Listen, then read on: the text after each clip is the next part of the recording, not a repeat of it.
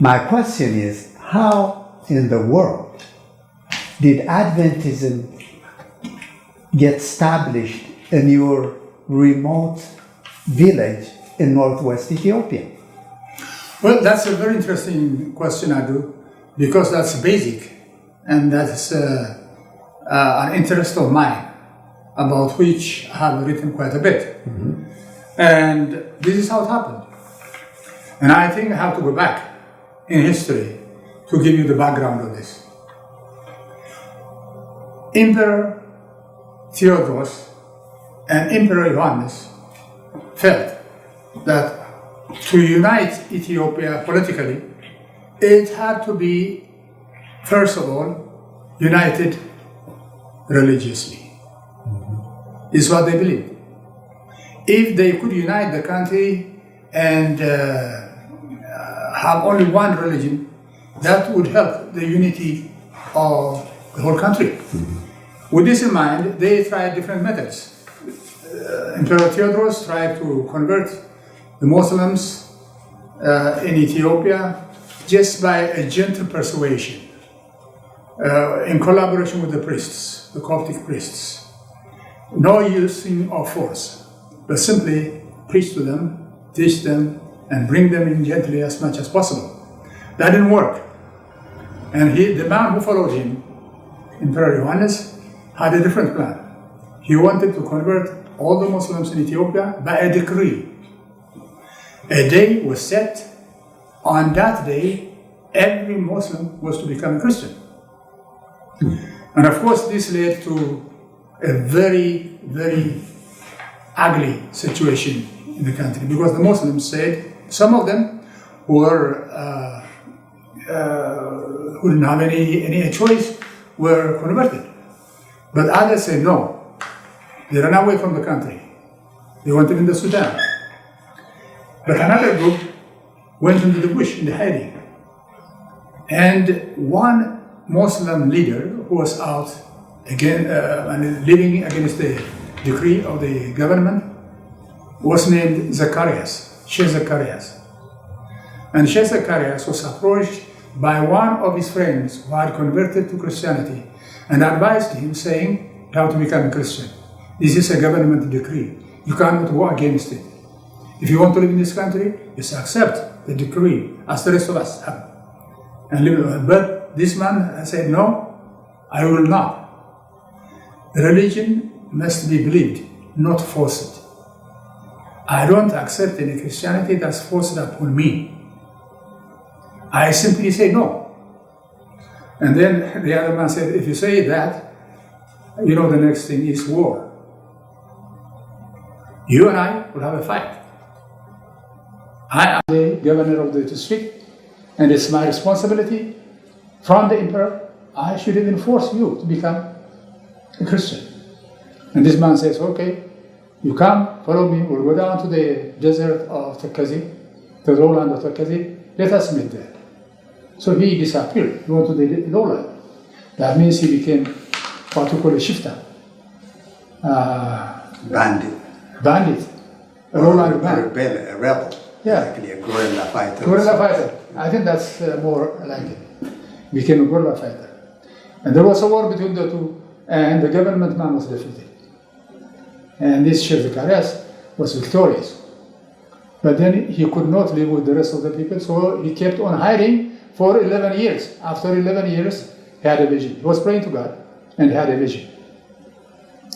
And in the vision, he saw the Trinity, the Father, the Son, and the Holy Spirit.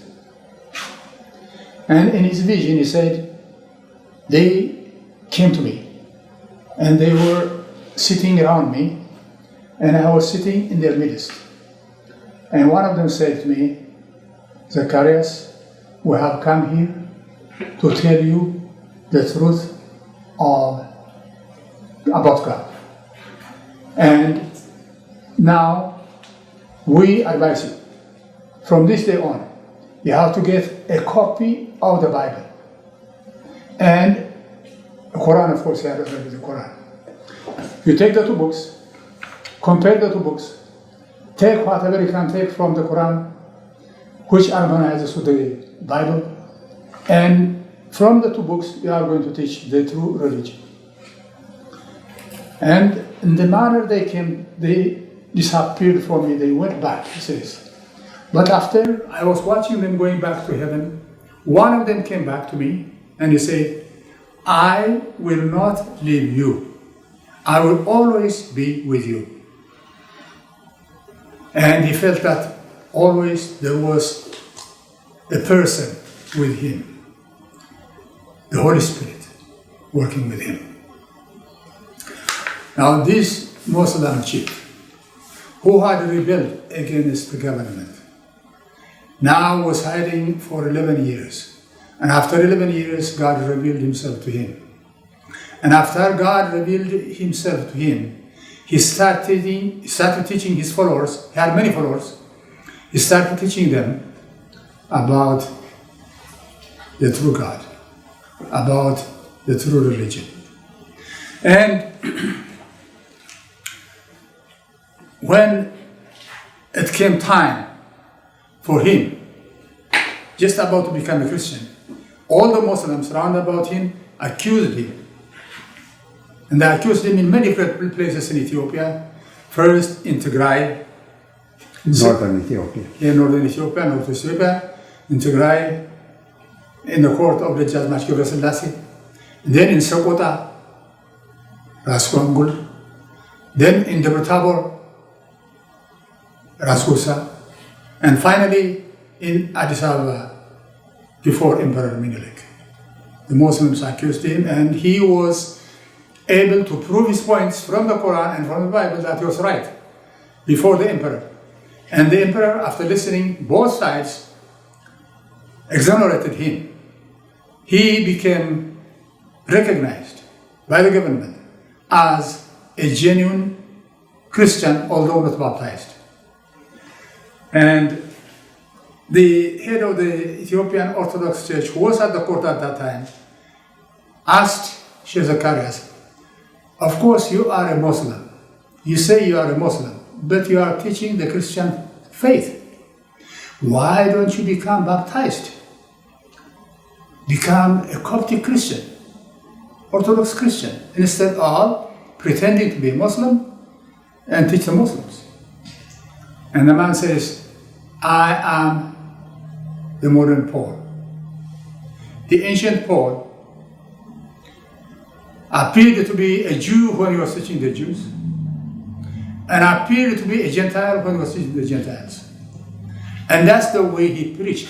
And I am following his example. If I become a Christian, if I'm baptized, none of the Muslims will accept me. I cannot work amongst them. But I know what I believe, and I'm going to take from the Quran whatever is pertinent and harmonize it with the Bible, and I'm going to continue teaching. So he continued teaching 17 years. After 17 years, he became Christian, the Orthodox Church. He was baptized in 1903, Ethiopian calendar. He was baptized, it was about 910. Now he converted how many Muslims into Christianity? When he was baptized into Christianity, on the very same time, he had 15,000 Muslims who had become Christians. Because of him? Because of him. Mm-hmm. Now I'm going to tell you a very interesting story, mm-hmm, which might interest you very much. Mm-hmm. Sheikh Zacharias had a daughter, and his daughter married one of his students, and his daughter had a son, and her son is your wife's grandfather. The Jalamayo, yeah. Uh-huh. Your wife here. You saw you are related to that man. That's right. In a way. And that is the beginning of Christianity in that era for the Muslims. Mm-hmm. But the problem was that some of the students, some of Sheikh Zacharias' students did not agree with him about the Sabbath, about baptism, about the intercession of saints. They had questions. When they were to be baptized into the Coptic Church, some of the students said, but the Coptic people baptize by sprinkling. And they said, this is not baptizing. They said, the true baptism is the baptism of Jesus Christ in the River Jordan. By immersion. By immersion. This is what we believe, according to the Bible, the real baptism. And therefore, we cannot be baptized with you. If you want to be baptized, you have to be alone. We don't agree with you. And secondly, we don't think that Sunday is the true Sabbath. According to the Bible, Saturday is the Sabbath. This is another point of disagreement. And thirdly, they said that the Coptic people believe that the saints in heaven can intercede for us in behalf of humanity. We don't believe that because it is not in the Bible. So there was a disagreement between the teacher and the students. The teacher was a very wise man. He said, we're talking about Sheikh Zakaria. Yes. He said to them, my responsibility given to me by God is to lead you only this far, not any further. But I can tell you what God has told me. Someday, some people will come to you. The color of their skin is not the color of your skin. Their language is not your language. They are going to come from beyond the seas, and they will teach you the right way of baptizing people. They will teach you about the Sabbath. They will teach you about the intercession of saints, what you are questioning me now. But for the time being, God has told me to lead you this far. Now let us get baptized into the Coptic Church, and later on, mark my words, some people will come and they will explain all these things to you. And he said, I will give you a sign. When you meet them for the first time, you will find them preaching the same message, one message, in 3 different languages at the same time. This is the sign. When you meet them, they will be preaching the same sermon, one sermon, in 3 different languages at the same time. This is the sign. Watch for it. He died. One of his students, who was an uncle of mine, was fully dissatisfied with his new faith. He had to leave Begum Gondar and travel all the way to Asmara. 1 month on foot. He walked for 1 month. 1 month he walked. In search of the truth, according to the Bible. He came to the city of Asmara. He met the Swedish mission people. They were very kind to him. Very, very kind to him. They gave him a room where he could stay. They gave him free food. And they assigned a teacher for him because he had told them he came all the way from Begemder searching for the truth. And after he stayed there for a while, the leader of the church came to him and he said, now you have been with us about 3 months. What do you think of us? And Alec Amatwaya says, you are good people. I like you. You are very kind to me. But, he said, but I have a question. What is it? Last Sabbath, I saw Kes Gebre Selassie baptizing a small child. He had the baby in his arm. He had water in a plate. He dipped his hand into the plate, the water plate, and he sprinkled it on the head of the baby, and he says, now I baptize you, and later on I will teach you. Now after I baptize you, and later on I will teach you. 3 times he did that. And like Amatwana says, this is not according to the Bible. The Bible does not teach us to baptize small children. The person should be baptized after he has believed. And children don't have that capacity of believing. This, he said, I don't feel comfortable with that. And then he said to him, now, you also keep Sunday. The Bible says Saturday is the rest of the day. And that also doesn't agree with me. So, otherwise, you are good people. very good people. And this man says to him, well, you know, you are asking these questions because you have not studied the Bible well. After you have studied the Bible with us quite well, you will find the answers to all your questions. Yes, we keep Sunday because Saturday is done away with. It's abolished. Therefore, we keep Sunday. And we baptize the small children because they are from Christian homes. If they were heathen, we don't baptize them until they believe. But these are from the homes of Christians. And so we baptize them. And what one says again, where do you find in the Bible such a text which says Saturday is changed to Sunday and it's okay to baptize small children from Christian homes? If you show me the text, I will accept. Please show me. And there was no text. So there was a disagreement between the two. One Sunday morning, Alagamat Minor was sitting at the gate of the mission compound, of that mission compound. Somebody came to him, met him, and said to him, where are you from? He said, I'm from Gondar, from Beginner. What are you here for? Looking for the truth. What truth? Religious truth. Well, he says, you don't find religious truth by just sitting in one place. You have to move around the city, see other churches, see other groups. You may find people who are keeping the true day and so on and so forth. Why don't you do that? Or he says, I'm a stranger. I don't know this place and I don't have anybody. Well, if you like, I can come next Sabbath, next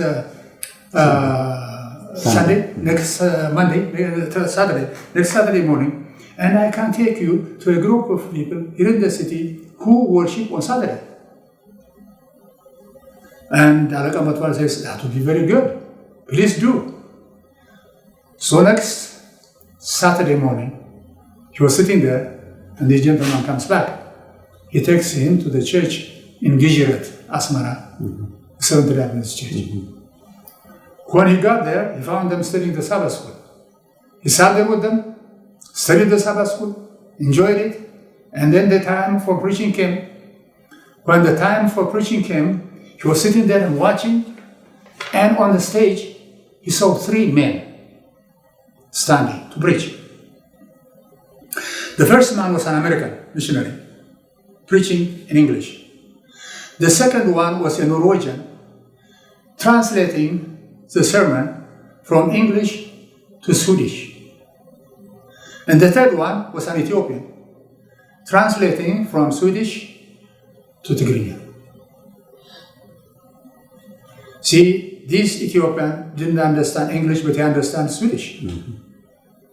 So the Swedish man who understood English was translating from English to Swedish, and from Swedish to Tigrinya, this other man was translating. And Alagamat Wainor was sitting there and was so excited.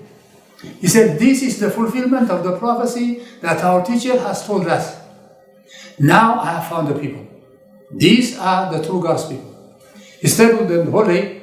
He asked them about the Sabbath. He asked them about baptism and infant baptizing. He asked them about the intercession of the saints. Every question he had. And he got satisfying answers to all of his questions.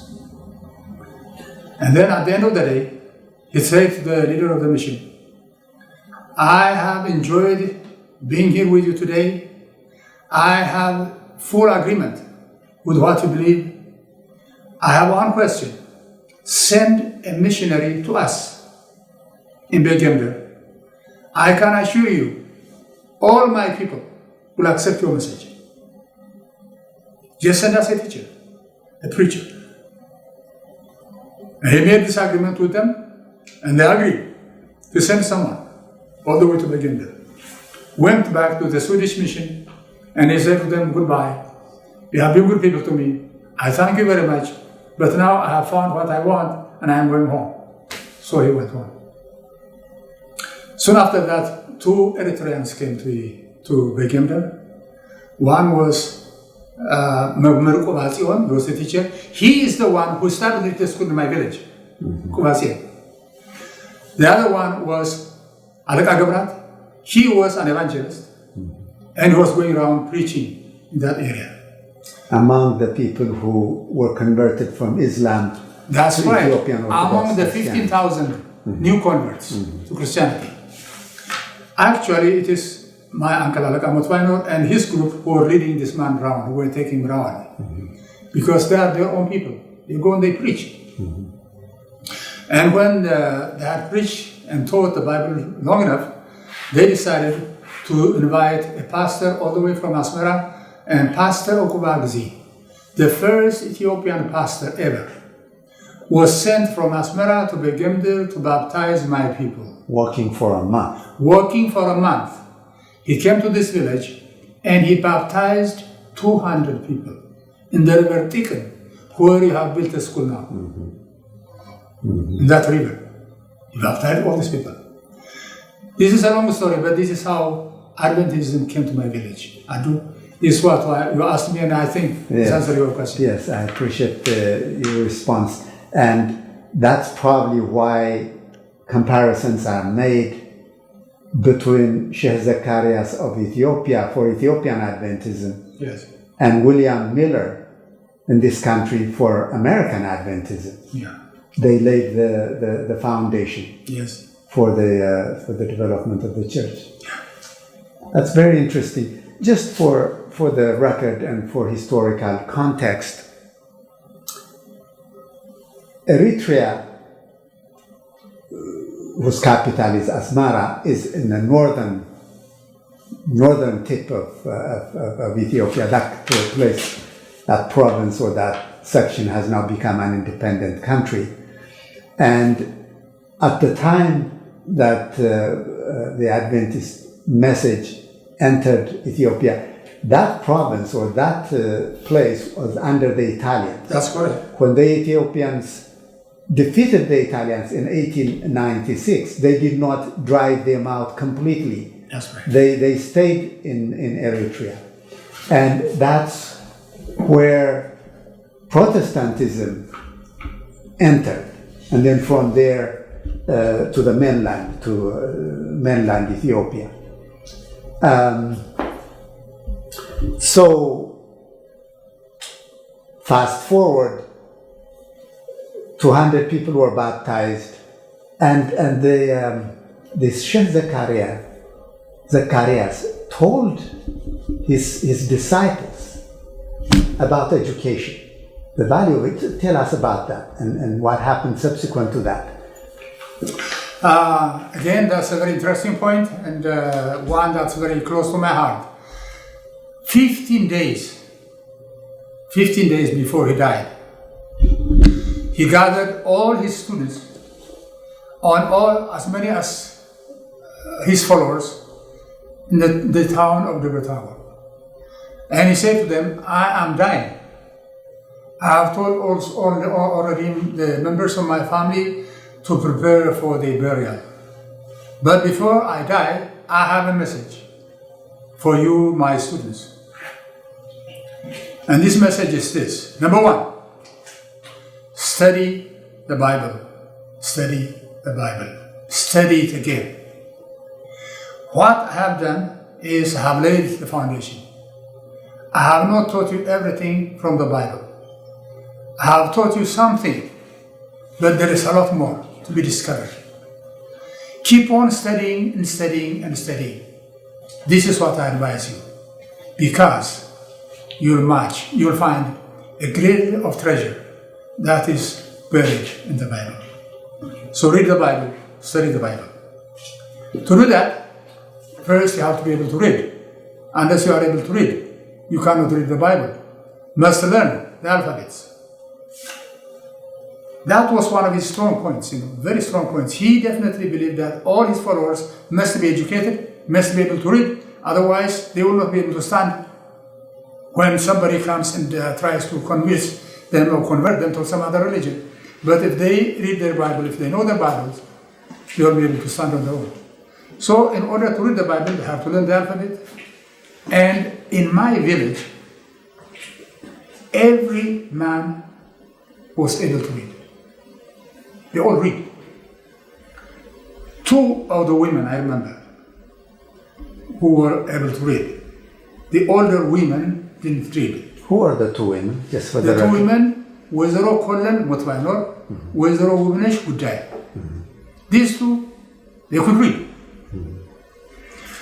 And this was done because Alaka Zakaris had a very strong message for his followers concerning education. And then next to reading and studying the Bible, he said, teach your children to be able to read, study, and learn the modern system of learning, the modern education, wherever it is. Teach them, teach them, teach them. Because this is going to be the answer to our problems. The education of your children is going to answer many of your questions. When your children are educated, they are going to be helpful to you. They are going to help you financially, they are going to help you socially, they are going to help you religiously, in many ways. So his followers took this message to heart, and they have been always education conscious. My people in that area, I know the older generation, they would do anything, they would make any sacrifice to educate their children. That is why, at the age of 9, at the age of 10, they sent 7 of their children from Begum to Asmara on foot. For a month. For a month. For a month, yeah. For a month. I don't think you have been to the river Takazi. No. So well, I've seen it. I've traveled by bus across it. Yeah, have you had? Yes, I have. I have crossed it a couple of times. A terrible place. Terrible. You can't walk, but you have to just crawl with both arms, hand, and feet. That's how you cross that place.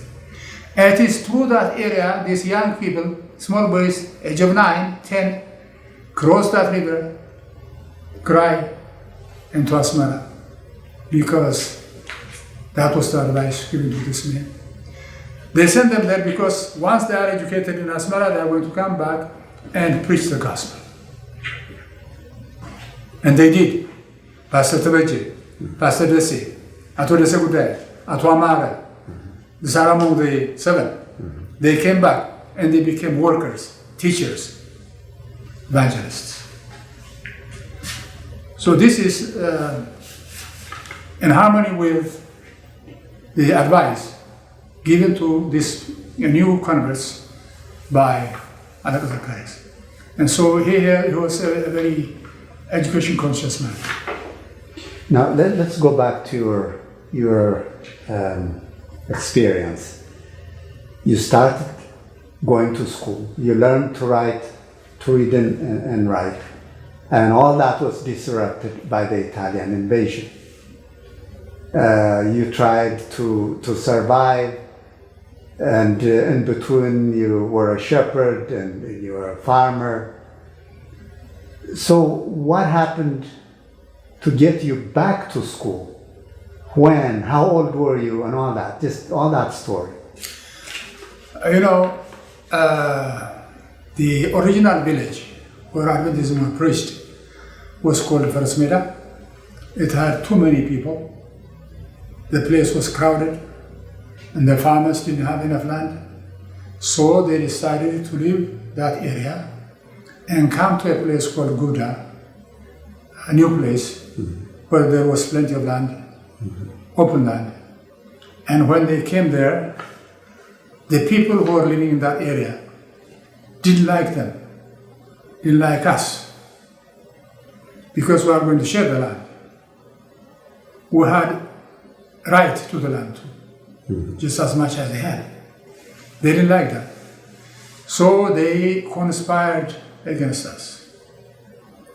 They spread the news that we were anti-Mary, the Coptic Church, and we were Catholics. They call us Catholic, which means they're Catholics, and that we deserve to be destroyed.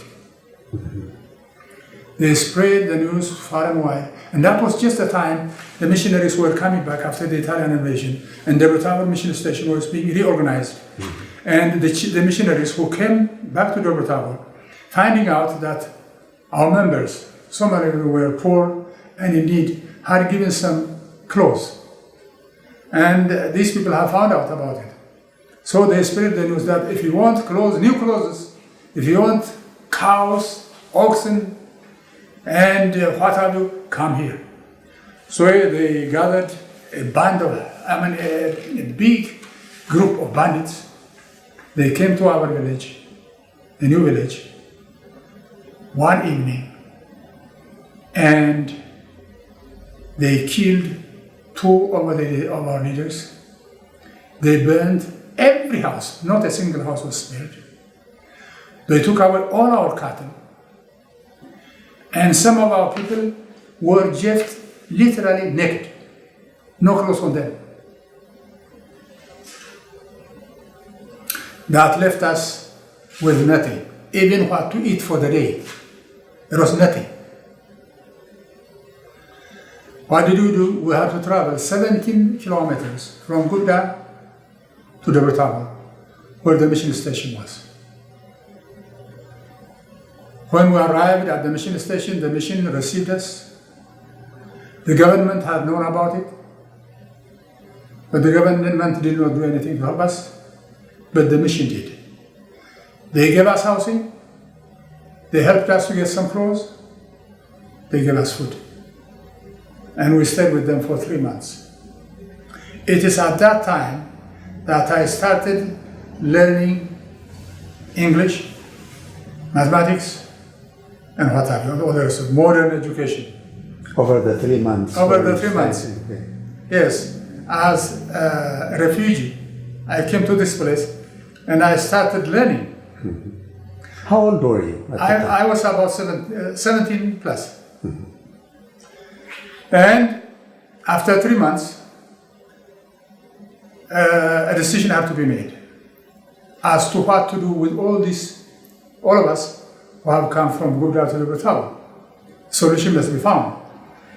And the suggestion was made that we should go back to this spot where we were persecuted and start life all over again.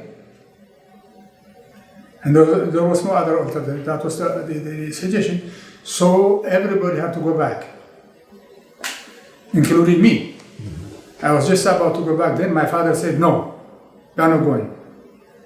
I said, "Why?" He said, "No, you are not going. You stay here. Continue with your education." Because he said, "I don't want you to live a life like mine. I wish a better life for you." So stay in school? Yes, stay in school. He was going to go back all by himself to build a new house. And I have my younger sisters and brothers, and he was going to take care of all of them. And I was of age to be able to help him. But he decided that I should not.